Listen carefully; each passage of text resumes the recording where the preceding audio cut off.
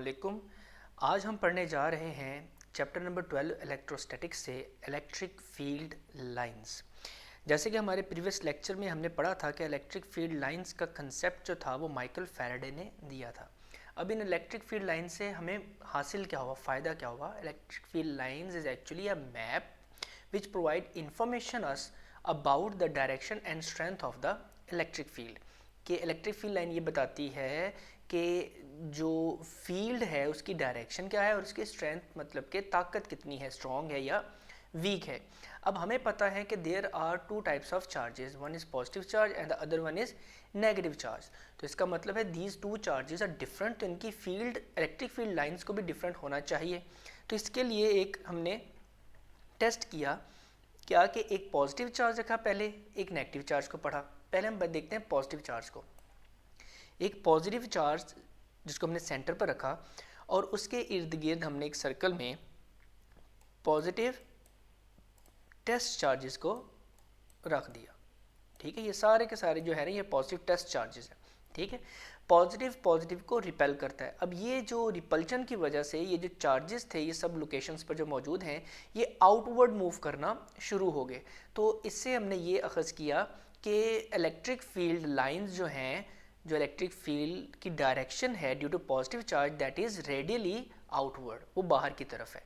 ठीक है, और ये जो लाइन है ये एक्चुअली क्या है, that shows the path for the movement of the test charge. कि अगर मैं एक टेस्ट चार्ज को इस फील्ड लाइन पर यहाँ पर रखता हूँ, मतलब इस पॉइंट पर रखता हूँ, तो क्या होगा, ये चार्ज जो है ये मूव करेगा इस लाइन पर, ये मूव करता हुआ इस लाइन पर नहीं आएगा। वो हम आगे पढ़ेंगे क्यों नहीं आएगा वगैरह वगैरह। अच्छा, ये तो हो गया पॉजिटिव चार्ज की वजह से। अब सेकंड हमारे पास चार्ज कौन सा है, वो electric field line due to negative charge. ये देखें नेगेटिव चार्ज वही सारा सेम एक्सपेरिमेंट है जैसे हमने यहाँ पर किया था। अब क्या किया, अब हमने बात की नेगेटिव चार्ज की, तो ये सारे के सारे जो पॉजिटिव टेस्ट चार्जेस होंगे बिकॉज ऑफ अनलाइक चार्जेस ये एक दूसरे की तरफ क्या हो जाएंगे, अट्रैक्ट हो जाएंगे। पॉजिटिव टेस्ट चार्ज जो है वो बहुत स्मॉल होता है जिसकी वजह से वो नेगेटिव टेस्ट चार्ज की तरफ मूव करता है, वो डिस्टॉर्ट नहीं करता जो नेगेटिव चार्ज है उसकी फील्ड को, उसकी इलेक्ट्रिक फील्ड को।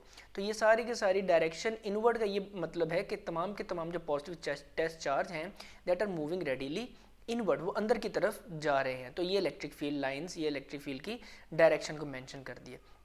अब अगली बात हम करते हैं इलेक्ट्रिक फील्ड लाइंस अगर क्लोजर है तो क्या होता है, अगर फार है मतलब कि दूर दूर है तो क्या होगा।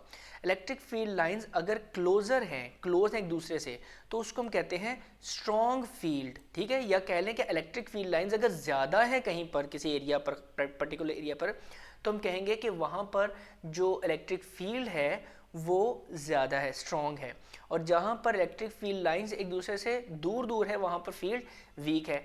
इसका मतलब है कि लेट्स सपोज मैं एग्जांपल के तौर पर यहाँ पर ये एक सर्कल ड्रॉ कर रहा हूँ, एग्जैक्ट सर्कल, कोशिश कर रहा हूँ एग्जैक्ट सर्कल। अब इस सर्कल पर अगर मैं देखूँ, एक सरफेस है, हाइपोथेटिकल सरफेस मैंने बनाई है, यहाँ पर फील्ड लाइंस क्या हैं, एक दूसरे के करीब करीब हैं। ठीक है, तो यहाँ पे मैं कह सकता हूँ कि यहाँ पर इलेक्ट्रिक फील्ड जो है ड्यू टू दिस नेगेटिव और due to this positive charge वो स्ट्रॉन्ग है। लेकिन जो ही मैं दूर जाता हूँ तो मुझे नज़र आता है कि electric field lines are now moving apart, वो एक दूसरे से दूर दूर मूव कर रही थी। इसका मतलब है कि यहाँ पर इलेक्ट्रिक फील्ड की जो स्ट्रेंथ है वो वीक हो चुकी है। ठीक है, तो that is why we are saying that electric field lines are closer then the field is strong, if they are far apart then the field is weak. अब हम बात करते हैं कि अगर दो आइडेंटिकल चार्जेस हम रख दें किसी खास स्पेसिंग पर, डिस्टेंस पर, तो क्या इफेक्ट होगा। सबसे पहले तो ये दिमाग में रखिएगा electric field lines is not two dimensional, because आप देख रहे हैं टू डायमेंशनल स्क्रीन, इसलिए मैं टू डायमेंशनल यहाँ पे पिक्चर्स आपको शो कर रहा हूँ। Otherwise this is three dimensional, मतलब कि इलेक्ट्रिक फील्ड लाइन अगर ये दो पॉजिटिव चार्ज पड़े हैं तो ये एक्स एक्सिस की तरफ भी मूव कर रही है। ठीक है, और ये वाई एक्सिस की तरफ भी मूव कर रही है। तो सिमिलरली ये जो फील्ड होगी इसकी ये आउटवर्ड भी होगी। ठीक है, जो कि मैं इस स्क्रीन पर ड्रॉ नहीं कर सकता, और इनवर्ड भी होगी, तो बिहेवियर सारा सेम होगा। तो मैंने फॉर सिंप्लिसिटी मैंने कहा let's suppose I have a two dimensional surface. ठीक है, और ये मेरे पास जो इलेक्ट्रिक फील्ड है वो two dimensional, let's suppose, but it's not actually कि ये टू डायमेंशनल है। तो लेट्स सपोज, तो हुआ क्या, इलेक्ट्रिक फील्ड लाइंस जो कि पॉजिटिव चार्ज होती है रेडिली आउटवर्ड बाहर जा रही है। तो ये जो इस बीच में इसके कर्व आई, इसकी वजह क्या है? Because these the field of this positive charge को मैं पॉजिटिव चार्ज नंबर 1 कह रहा हूँ और this is the positive charge number 2 कह दो। ये जो फील्ड है पॉजिटिव चार्ज 1 की, ये इंटरेक्ट कर रही है field with the positive charge 2, ठीक है। और एक रूल होता है इलेक्ट्रिक फील्ड लाइंस का कि दे कैन नेवर क्रॉस, मतलब कि ये इस तरीके से क्रॉस नहीं कर सकते। वजह मैं आगे बताऊंगा क्यों नहीं कर सकते, बस अभी तक दिमाग में ये रखें कि ये दो फील्ड लाइन एक दूसरे को क्रॉस नहीं कर सकती, जिसकी वजह से, इसी लिमिटेशन की वजह से ये फील्ड लाइन मूव कर रही है एक दूसरे की जानिब, लेकिन जो जो दूसरे चार्ज की फील्ड लाइन करीब आती है तो ये क्या हो जाती है? कर्व बन जाती है, मूव कर जाती है, अपार्ट हो जाती है, ठीक है। तो ड्यू टू सेम चार्जेस दरमियान में एक रीजन बनता है जहाँ पे कोई भी इलेक्ट्रिक फील्ड लाइन मौजूद नहीं है। इसको हम कहते हैं, इस रीजन को कहते हैं जीरो फील्ड स्पॉट या न्यूट्रल जोन। इसको हम कहते हैं, let me change the colour, इसको कहते हैं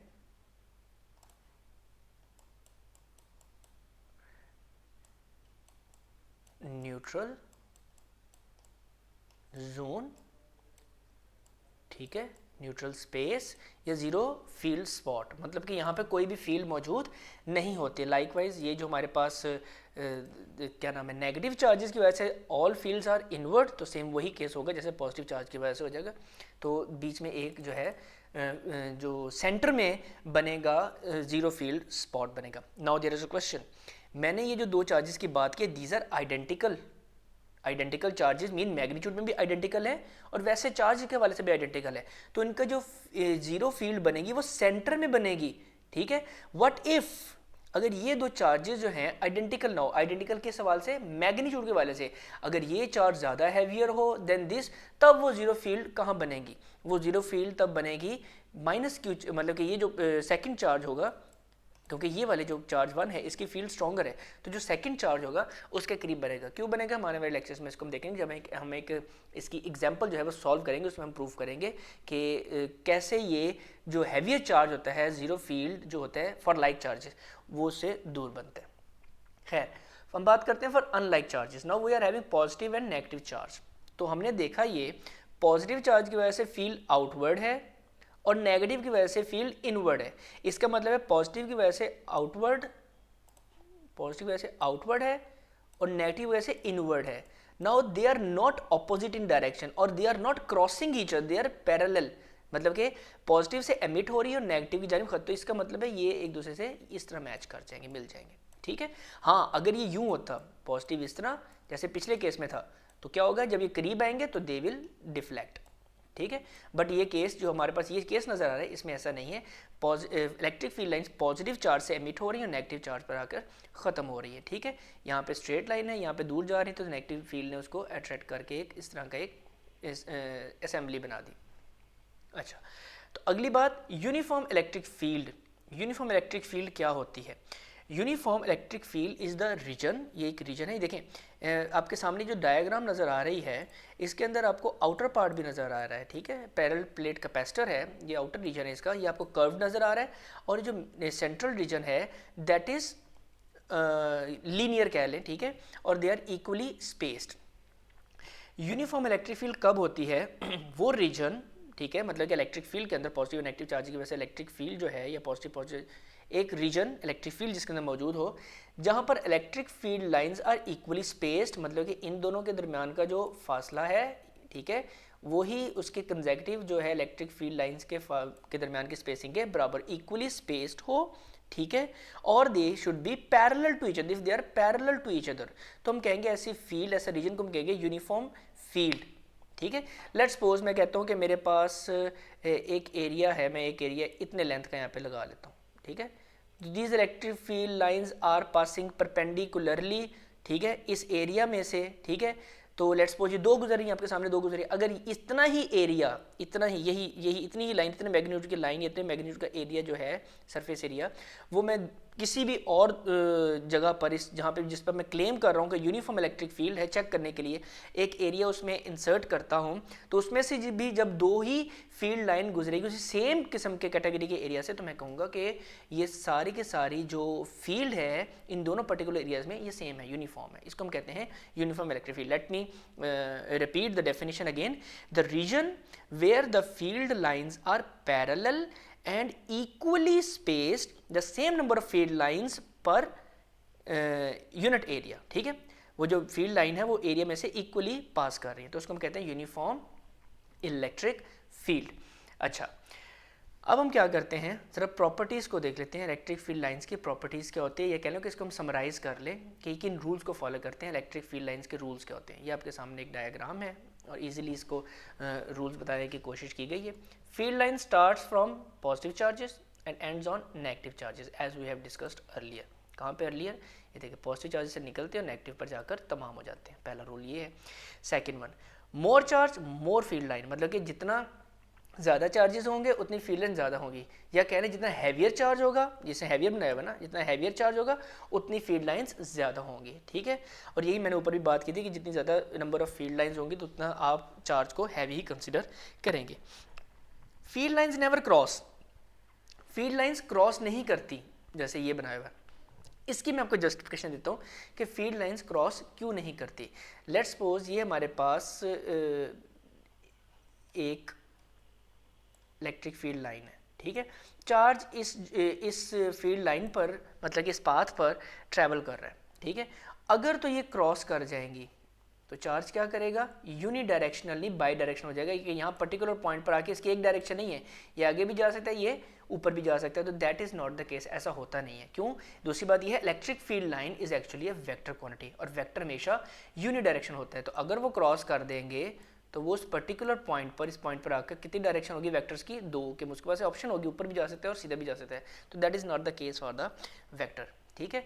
अच्छा, उसके बाद क्या है कि field line spacing indicates field strength, वही मैंने बात की है कि फील्ड लाइन स्पेसिंग, यही मैंने जो ऊपर ही डिस्कशन की थी कि करीब की बात की तो फील्ड लाइन स्पेसिंग कम थी इसलिए स्ट्रॉन्ग थी, दूर जाते हुए वीक होगी, यही केस जो मैंने आपको यहाँ पर बताया, ये वाला केस के करीब की जब बात की तो फील्ड लाइन की स्पेसिंग कम थी तो स्ट्रॉन्ग थी, दूर जाते उसकी फील्ड लाइन की स्पेसिंग जो है वो ज़्यादा होगी, दूर होगी तो वो फील्ड वीक होगी।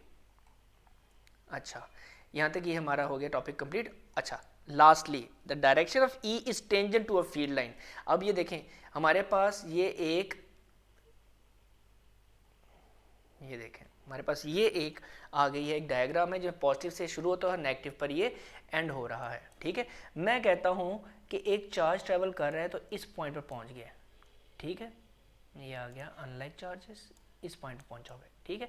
अब इस पॉइंट पर चार्ज की डायरेक्शन क्या होगी, ठीक है, तो मूवमेंट उसकी मोशन की डायरेक्शन क्या होगी, तो डायरेक्शन ऑफ चार्ज या direction of electric field line क्या होगी, तो हम क्या करेंगे यहाँ पर एक टेंजेंट ड्रॉ करेंगे, ठीक है।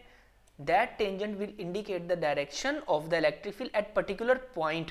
Electric field is vector quantity ना, तो वेक्टर क्वांटिटी, वेक्टर जो है कभी भी कर्व में नहीं होगा, आप ये नहीं कहते वेक्टर ऐसे होगा। तो अगर आपके पास एक इस तरह का डिस्टेंस है, उसको अगर मैं डिस्प्लेसमेंट कन्वर्ट करना चाहता हूँ, ठीक है, मैं देखता हूँ इस वेक्टर को, क्योंकि वेक्टर कर्व में नहीं होता, तो कैसे ये कर्व बनी, तो ये छोटे छोटे वेक्टर से मिलकर बनी है एडिशन रूल से, ठीक है।